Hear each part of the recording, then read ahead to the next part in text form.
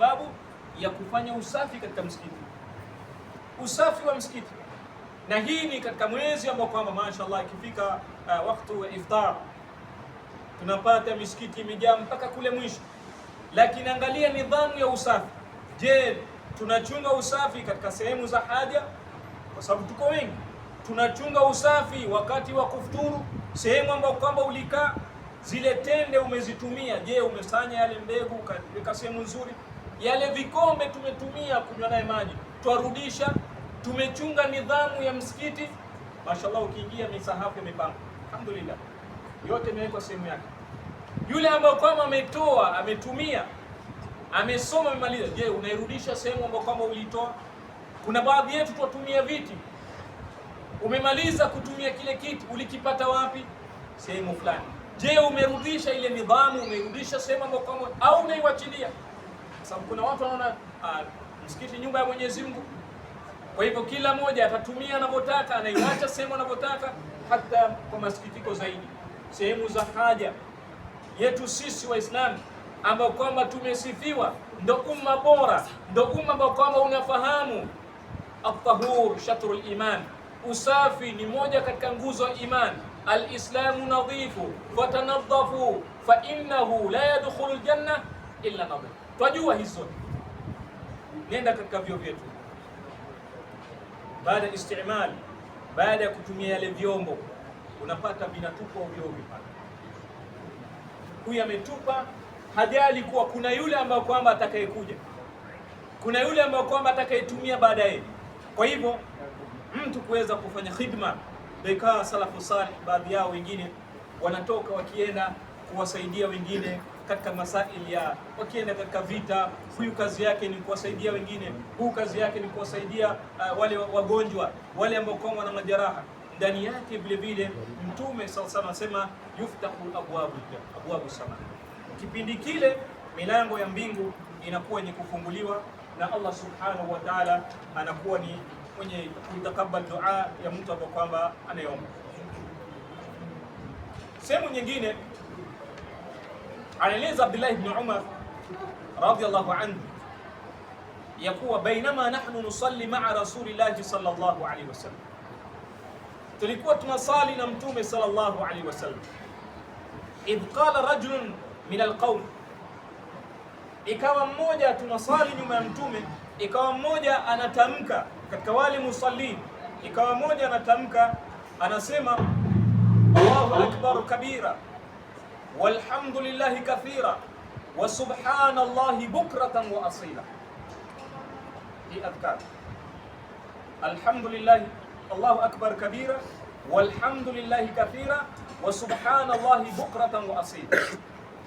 Qala Rasulullah sallallahu alaihi wasallam, baada ya salam akauliza, man alqa'il, man qala kadha wa kadha, nani aliyesema hii Allahu akbar kabira walhamdulillahi kathira wa subhanallahi bukratan wa asila?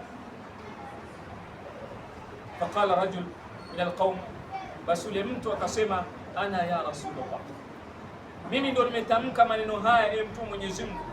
Mtume akasema nini? Ajibtu laha, ajibtu laha, nimestaajabu, imenishangaza lile neno ambalo kwamba uliotamka. Kwa sababu gani? Futihat laha abwabu sama, yale maneno uliotamka imepelekea mbingu kufunguliwa. Qala Ibn Umar, ma taraktuhunna mundu sami'tu min rasulillahi sallallahu alayhi wasallam, toka hiyo siku sikuacha kusoma hii dua ndani ya sala, kwa sababu ndio kipindi ama kwamba milango ya mbingu ikafunguliwa. Allahu akbar kabira walhamdulillahi kathira wa subhanallahi bukratan wa asila. Na ni miongoni mwa takbira yaumu said, yaumu Eid, imekuwa ni sunna sisi kuileta. Kwa nini wewe unatamka kalima kama hii katika kikao, mawqif ya siku tukufu, yaumul farh wa surur? Wewe unaposema ile Allahu akbar kabira walhamdulillahi kathira wa subhanallahi bukratan wa asila, jua kwa milango ya mbingu imefunguliwa. Fanya dua kwa Mwenyezi Mungu subhanahu wa ta'ala. Ibn Umar akasema Mtume sallallahu alaihi wasallam baada ya kubainisha faida ya adhkari hii katika sala, sikuwahi kuacha dua kama hii, sikuacha kusema Allahu akbar kabira walhamdulillahi kathira wa subhanallahi bukratan wa asila. Sehemu nyingine ambayo kwamba mtu anaweza kufanya wingi wa dua ni moja katika sehemu ambayo kwamba milango ya janna, futihat abwabul janna, milango ya janna yamefunguliwa. Anasema Abdullah ibn Umar, sallaina ma'a rasulillahi sallallahu alayhi wasallam al-maghrib, tulisali pamoja na Mtume sallallahu alayhi wasallam sala ya maghrib. Faraja'a man raja'a wa aqaba man aqaba, wakarudi walitoka msikitini waliotoka na wakabakia wale ambao waliobakia. Fajaa Rasulullah sallallahu alayhi wasallam musri'an, akaja Mtume sallallahu alayhi wasallam akiwa na haraka. Mtume akaingia, waqala, Mtume akasema abshiru hadha rabbakum qad fataha baban min abwabi samaa yubahi bikum almalaika yaqulu unzuru ila ibadi qad qadaw faridatan wa hum yantadhiruna al-akhir. Allahu akbar.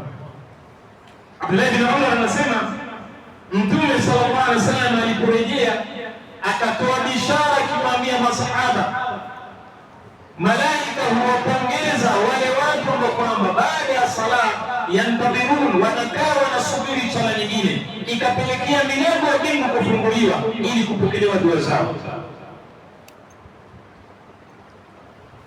Intidharu sala baada sala, umemaliza sala ukasubiri sala nyingine, ima kwa kusoma Qur'an, hasa katika mwezi mtukufu wa Ramadhani.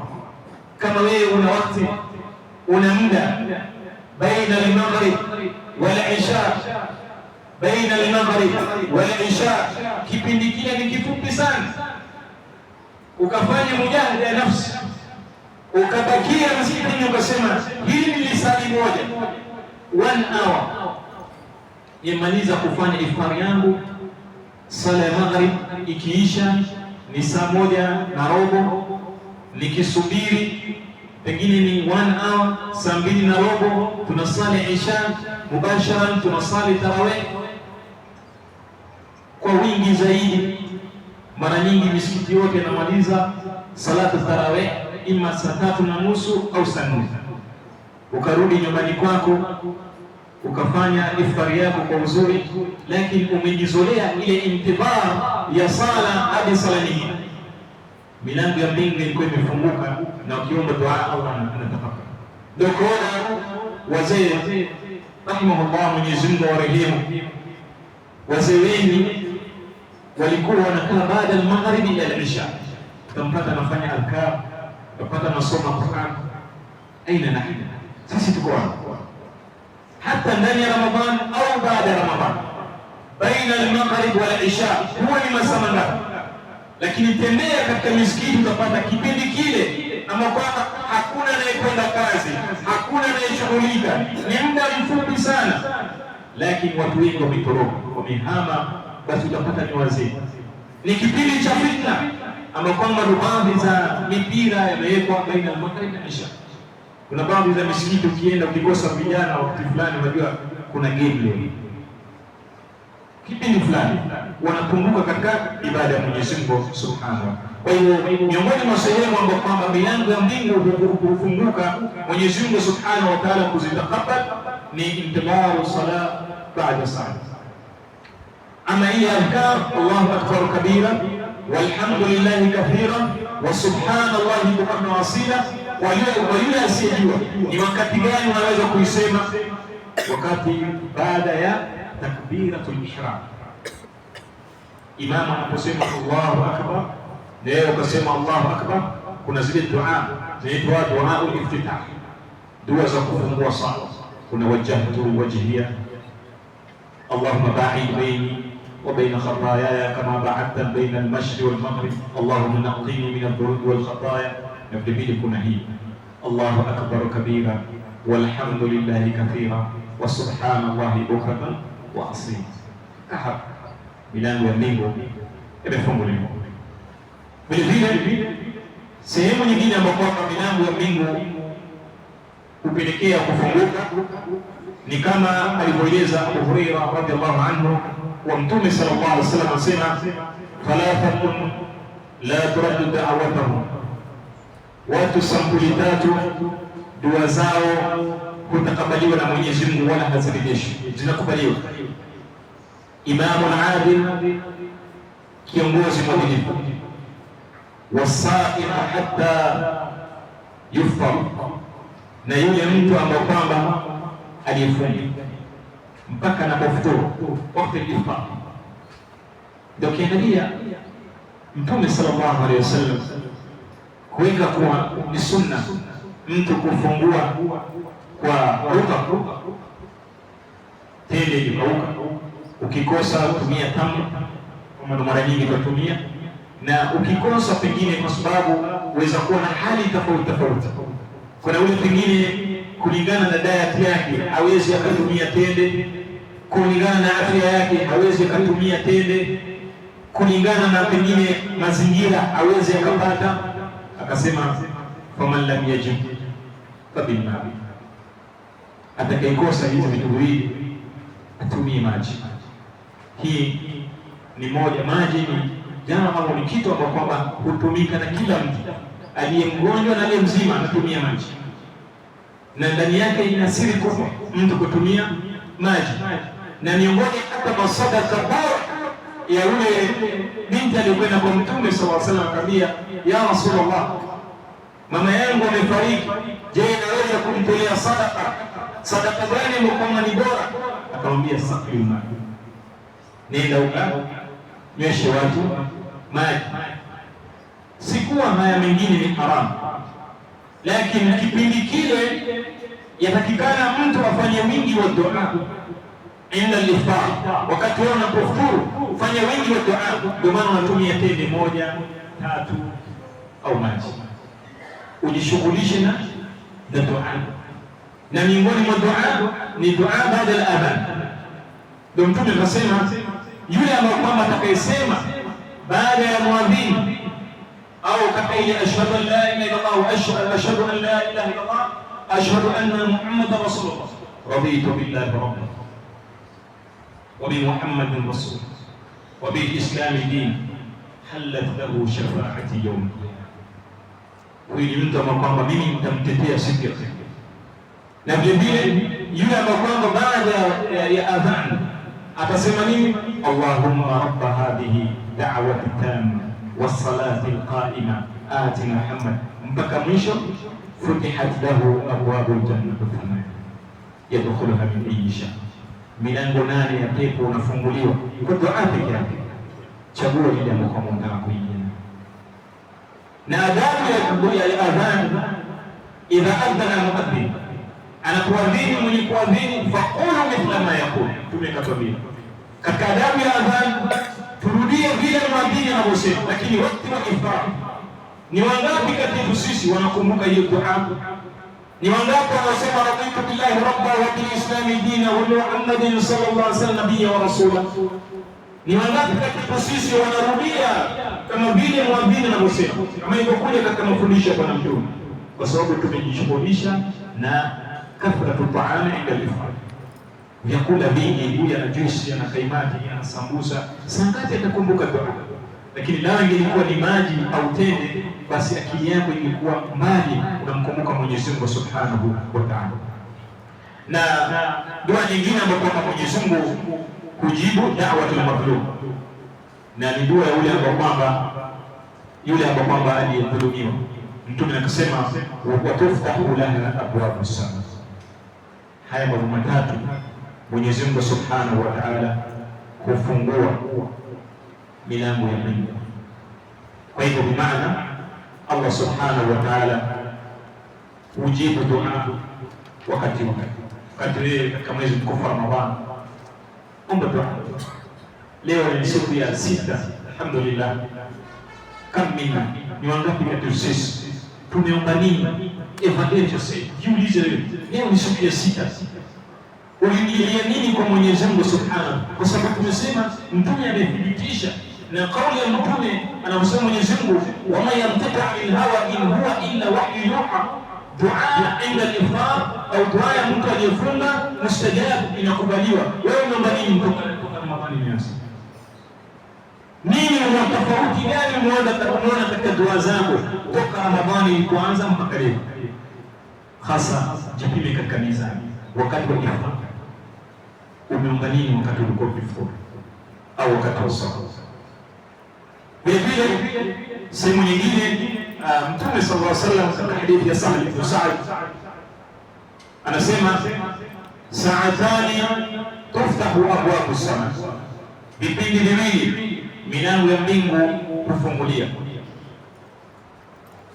Miongoni mwa hivyo akasema na dua hukubaliwa ni wakati kipindi cha kwanza inda hudhuri sala, wakati wa sala inapofika kipindi cha sala, na wakati watu walipanga usafi fi sabilillah, na wakati mtu anapopanga safu ima katika wale mujahidin katika njia ya Mwenyezi Mungu Subhanahu wa Ta'ala.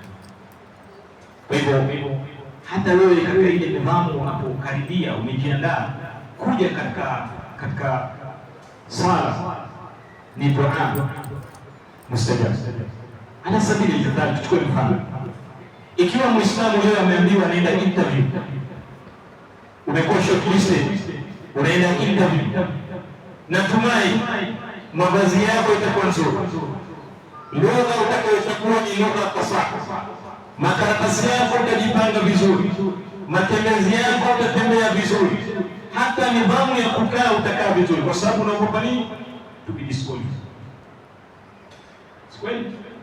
Sasa wewe unakuja, unajua unaenda msikitini, wakwenda kusimama mbele al-Khaliq, mbele ya Muumba wako, unaenda kwenye interview, ukisema alhamdulillah, Allah anakujibu hamadani abdi. Unaenda interview mbele ya Mwenyezi Mungu, mavazi yako yako vipi? Lugha yako yako vipi? Matembezi yako yako vipi? Nidhamu yako msikitini yako vipi? Kwa sababu unakwenda mbele ya Mwenyezi Mungu. Kisha unapotoka sasa, mimi nimetoka kusali. Je, ilikuwa ni kazi unatafuta, ukaja ulipokuja wewe hivyo, ungepewa hiyo kazi? Kama ungelikuwa unatafuta kazi ukaenda vile ulipokuja dhuhuri, ni kazi unatafuta, je, hiyo kazi ungeipata? Kaifa unakwenda kusoma mbele ya Mwenyezi Mungu Subhanahu wa Ta'ala katika hali kama hii? Kaifa unakuwa na sura ya kwenda kusoma mbele ya Mwenyezi Mungu Subhanahu wa Ta'ala hali kama hii? Ndio Mtume wa Mwenyezi Mungu akamwambia, khudhu zinatakum inda kulli masjid, chukueni mapambo yenu wakati unapokwenda mbele ya Mwenyezi Mungu. Unapokwenda msikitini, chukua mapambo yako, valia vizuri, tembea vizuri, kuwa na mwendo mzuri, kuwa na akhlaq nzuri, manukato mazuri. Lakini wewe ukija kuna hiyo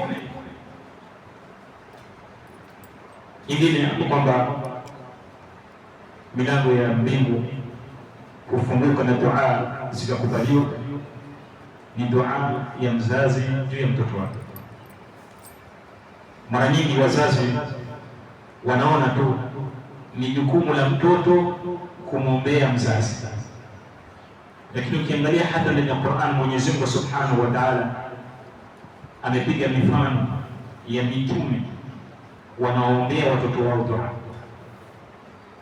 Malasafi shadid, kuna wazee, kina baba na kina mama, wallahi hawajawahi kukaa hata nusu saa, hata saa moja, hata dakika moja akamwombea dua mtoto wake, mahma awe mbaya au wewe ukakaa mbele ya Mwenyezi Mungu na huu mwezi mtukufu Ramadhani ukaambia Mwenyezi Mungu, ya Rabbi, mtoto wangu fulani muongoze, mtoto wangu, kwa sababu ndio kipindi kwamba uko karibu na Mwenyezi Mungu Subhanahu wa Ta'ala. Binti yangu apate mume bora, kijana wangu apate kazi nzuri, apate maisha mazuri, tilia baraka katika umri wake, ukamwombea mtoto wako kama vile unavyotarajia wewe kuwa huyu mtoto akuombee kwa Mwenyezi Mungu Subhanahu wa Ta'ala, kwa sababu neema ya watoto ni masuhulia. Anapoharibika mtoto, si tu yeye peke yake ataulizwa, hata na wewe mzazi utaulizwa mbele ya Mwenyezi Mungu Subhanahu